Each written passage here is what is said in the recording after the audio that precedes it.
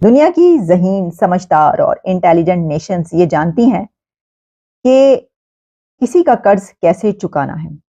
Past में हुए किसी जुल्म और ज्यादती का बदला कैसे लेना है। स्टेटमेंट आती है इस टाइप की। हमारी तरफ से कोई ऐसी स्टेटमेंट नहीं आई। तो दूसरी बात है कि ये चीजें होनी नहीं चाहिए। पीसफुल तरीके से रहो, प्यार से रहो। आज सब कंट्री एक दूसरे से मिलकर रह रही है, लेकिन यहाँ पे 75 साल से यही चला हुआ है। ये आपको बताएं कि भारतीय हैकर्स पाकिस्तानी मालियाती शोबे का डेटा हासिल करने के लिए सरगर्म हो गए हैं। तमाम वजारतों, डिवीजन और स्टेट बैंक को हुकूमती मरासले के जरिए खबरदार कर दिया गया है। और कर्ज कैसे बराबर करना है। बरतानिया, जो कि कभी ईस्ट इंडिया कंपनी के नाम के साथ बड़े सगीर सब कॉन्टिनेंट पर हुक्मरानी करने आया था। Army chief general Asim Munir ने हैवी इंडस्ट्री टेक्सिला का दौरा किया है, जहां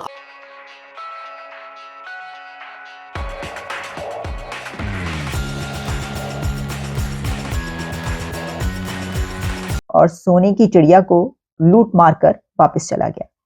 क्या आप जानते हैं कि वही ईस्ट इंडिया कंपनी का मालिक अब इंडियन संजीव मेहता है। ईस्ट इंडिया कंपनी को इंडिया के संजीव मेहता ने खरीद लिया था, लेकिन ये तो हम सिर्फ एक कंपनी की बात कर रहे हैं। यूके पर इंडिया का कब्जा कैसे हो चुका है। यूके की यानी कि बरतानिया की, उस बरतानिया की जिसने कभी सब कॉन्टिनेंट पर रूल किया है, अब उसी बरतानिया पर इंडिया के बड़े बिजनेस ग्रुप्स कैसे रूल कर रहे हैं और वहां की कंपनीज कितनी बड़ी तादाद में खरीद चुके हैं।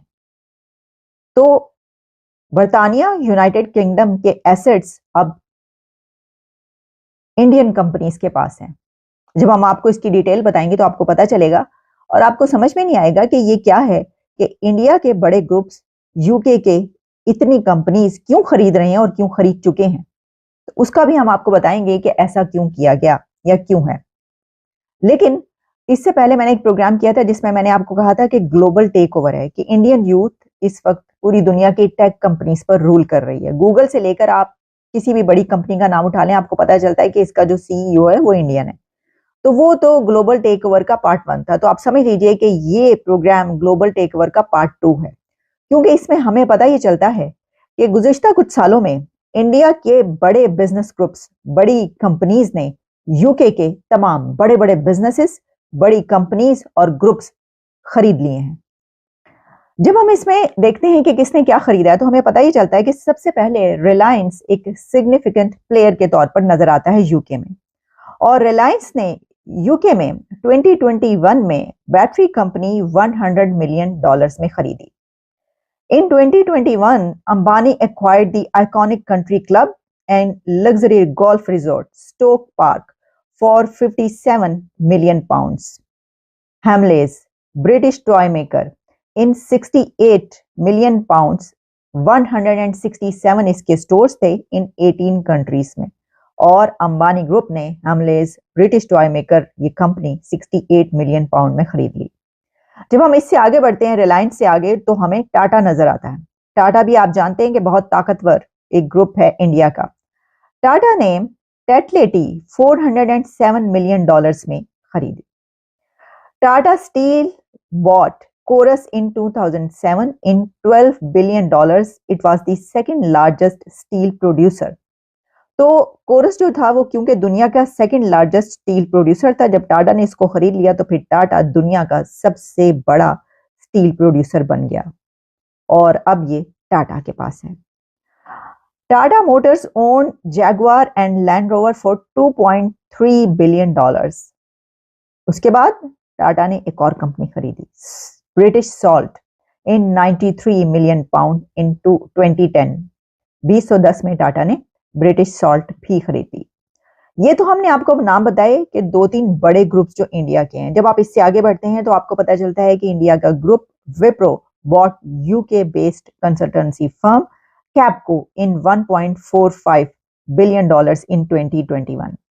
इन्फोसिस, आप जानते हैं उस ग्रुप के बारे में। उनकी तो जो बेटी हैं वो यूके के प्राइम मिनिस्टर की वाइफ हैं, फर्स्ट लेडी हैं यूके की, अक्षता मूर्ति।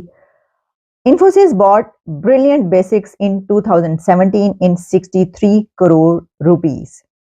तो ये तो हमने आपको कुछ ग्रुप्स बताए कि जिन्होंने यूके के कितने बड़े ग्रुप्स खरीद रखे हैं, लेकिन यही नहीं, जब आप यहाँ पे तो लाइन लगी हुई है, जब आप देखते हैं कि यूके में इंडिया के कौन सी कंपनीज और कौन से बिजनेस ग्रुप्स काम करें, तो आपको पता ये चलता है सीरी एंड गोपी एंड फैमिली जो है उनके बिलियंस ऑफ डॉलर्स के वहां पर स्टेक्स हैं। इंडस्ट्री एंड फाइनेंस उनका ग्रुप है। Lakshmi Mittal and family 17 billion. Steel उनका ग्रुप जो है वो डिपार्टमेंट है। अनिल अग्रवाल 9.2 बिलियन और माइनिंग। फिर Mohsin and Zubair Issa 4.73 billion. Fuel distribution and supermarkets Shri Prakash Lohia 4.37 billion. Textile and plastics Simon Bobby and Robin Arora 2.54 billion. Discount stores हैं इनके। किरण मजमूदार शॉ एंड फैमिली इन तू मैं चल रही है और कोई पीस का अंदाजा नहीं है। यहाँ पे कोई आपस में रिलेशनशिप मुझे लगता नहीं कि ठीक हो पाएगी।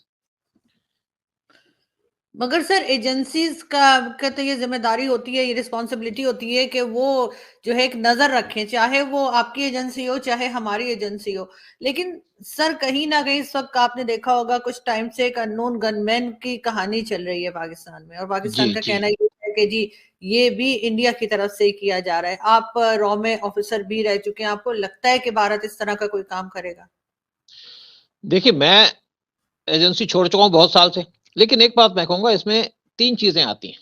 कुछ लोग कहते हैं कि पाकिस्तान के ऐसे इन लोगों को मार रही है क्योंकि वो इनसे तंग आ चुकी है, इनके पैसे दे नहीं पा रही। और कुछ लोग कहते हैं रॉ का हाथ है। और कुछ लोग कहते हैं एक अनिल कपूर की पिक्चर आई थी मिस्टर इंडिया, वो ये काम कर रहा है। और दूसरी तरफ लोग कहते हैं कि आपस में इनके झगड़े चल रहे हैं क्योंकि पैसे पाकिस्तान के पास है नहीं, तो पैसे के चक्कर में एक दूसरे को मारा जा रहा है। लेकिन जो कुछ भी हो, मुझे लगता है कि जो कुछ भी पाकिस्तान के अंदर कोई लोग मारे जा रहे हैं, तो पाकिस्तान की जो सफाई हो रही है, पाकिस्तान को तो अप्रिशिएट करना चाहिए। क्योंकि आज के टाइम में आप टेररिज्म के ऊपर नहीं चल सकते, टेररिस्ट एक्टिविटी नहीं कर सकते। और आपके पास अगर ऐसे लोग हैं जिसको इंडिया डिमांड कर रहा है, तो इंडिया को दे दो, पीस कर लो, क्या इश्यू है। लेकिन देंगे भी नहीं, करेंगे भी, और होगा भी, और ये चलता भी रहेगा। सर नई गवर्नमेंट से कुछ होप्स हैं आपको, जो नई गवर्नमेंट पाकिस्तान में आई है? देखिए, कोई होप्स नहीं है। देखिए, ऐसा है, जब इंडिया की जो गवर्नमेंट आती है ना, चाहे मोदी की गवर्नमेंट हो चाहे पहली गवर्नमेंट हो, हमारे यहाँ पे किसी की इंटरफेरेंस नहीं होती। गवर्नमेंट चलाते हैं, अपना काम करते हैं। और जब गवर्नमेंट आती है, उसका प्राइम मिनिस्टर जब ओथ लेता है, तो प्राइम मिनिस्टर नेशनल इश्यूज पे बात करते हैं कि नेशन को क्या प्रॉब्लम है, क्या इकोनॉमिक सिचुएशन है, क्या कुछ है। अब जब आपके नए प्राइम मिनिस्टर ने गद्दी संभाली, तो पहले तो इनकी जुबान लड़खड़ा जाती है। प्राइम मिनिस्टर कहने के बजाय लीडर ऑफ अपोजिशन कह देते हैं अपने आप को। और पीएम मोदी ऐसी गलती नहीं करते। पीएम मोदी ने जब 2019 की बात है, एक G20 की समिट अटेंड करने गए थे ब्यूनस आयर्स के अंदर। वहां पे 52 घंटे रहे या 54 घंटे रहे, और 54 घंटे के अंदर उन्होंने 48 मीटिंग की। 48 अलग अलग लोगों से मिले, एमबीएस से भी मिले, प्रेसिडेंट ट्रंप से भी मिले। लेकिन ना तो उनको गलती हुई, किससे बात कर रहा हूं, ना उनकी जुबान लड़खड़ाई।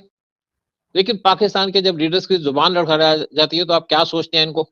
और देखिए, जब इनकी स्पीच आई तो क्या कहा इन्होंने, ये पैलेस्टीन की बात की, इन्होंने कश्मीर की बात की। तो क्या ये कश्मीर ले सकते हैं? क्या कश्मीर पाकिस्तान का हो सकता है कभी? फिर तीसरी बात इन्होंने की कि जी हमारी जो कंट्री है, जो हमारा पार्लियामेंट है, ये लोन पैसे से चल रहा है।